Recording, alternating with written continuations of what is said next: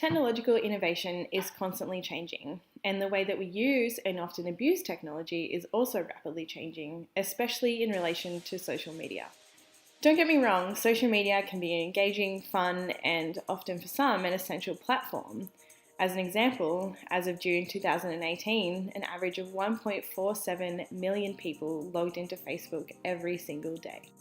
It's something that's designed to bring us all closer together, something that's designed to create extended networks and reach out and make us all feel a little bit less alone as the world gets bigger and bigger. But social media is often a place where the darker side of humanity often tends to find a home. And standing behind our president is where you'll find us at, with the bless your heart and a gun on our side and our MAGA hat.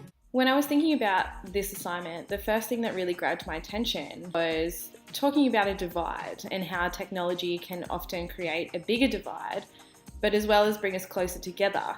And I guess that's what got me thinking about social media and how social media is just this beast and monster of its own accord, and how it can do both things simultaneously depending on your political views, your personal views, or the way that you use the platform. I think social media is the one technological platform that can both create a divide as well as bring us closer together.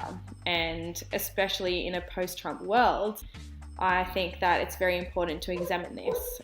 For this particular project, I would like to look at the rise of the alt-right, especially after the Unite the Right rally in Charlottesville last year and Unite the Right 2 this year, and the way that they use social media to bring people together, but as well as create a further divide at the same time.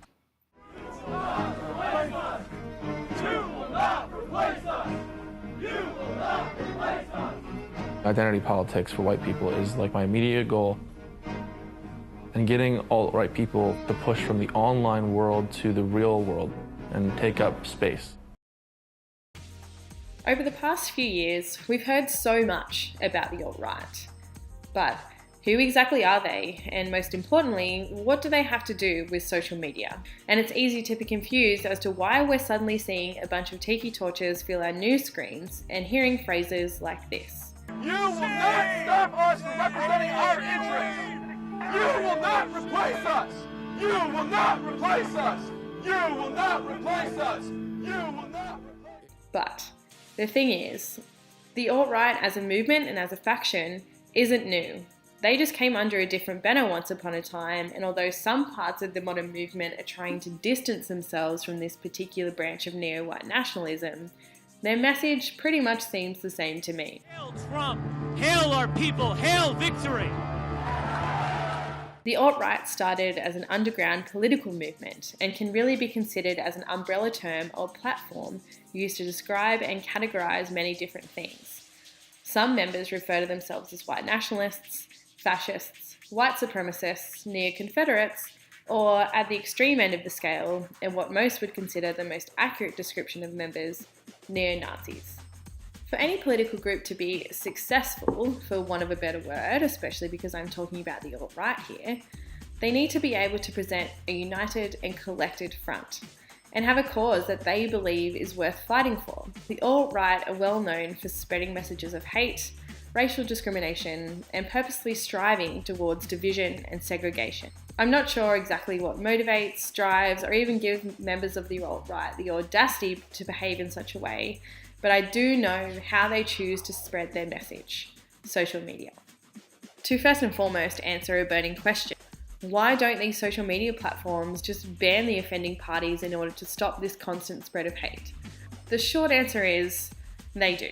Because that's where the changing face of technology comes into play. There are so many new and often underground platforms that are being built to cater for many political outcasts and subgroups, which further enables them not to lose momentum.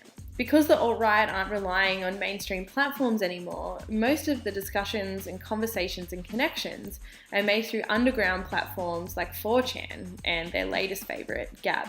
They aren't monitored as closely as other major platforms. They don't have any set standards that users have to abide to, and they're not put under the microscope like things like Facebook or Twitter are. These major platforms, from what I can see, are taking great leaps and bounds to ensure that the perpetrators are stopped and all the hate speech is put to a halt. But these other alternative platforms, not so much. But that was until what happened in Charlottesville 2017. In 2017, the alt-right organised what is now known as the Unite the Right rally. They wanted to put a stop to the jokes, basically, and they wanted to incite fear and incite hate, and there's no better way to put it than that. But it was the scariest display of the darker side of social media that we've ever seen. And, you know, what happened in Charlottesville is a direct, response and a direct display of the way that social media can unite but also divide us. Over 600 people were seen at this rally. Over 20 people were injured during the protest and 3 people were killed. The only reason that all of these people were there in one spot at one time was because of social media.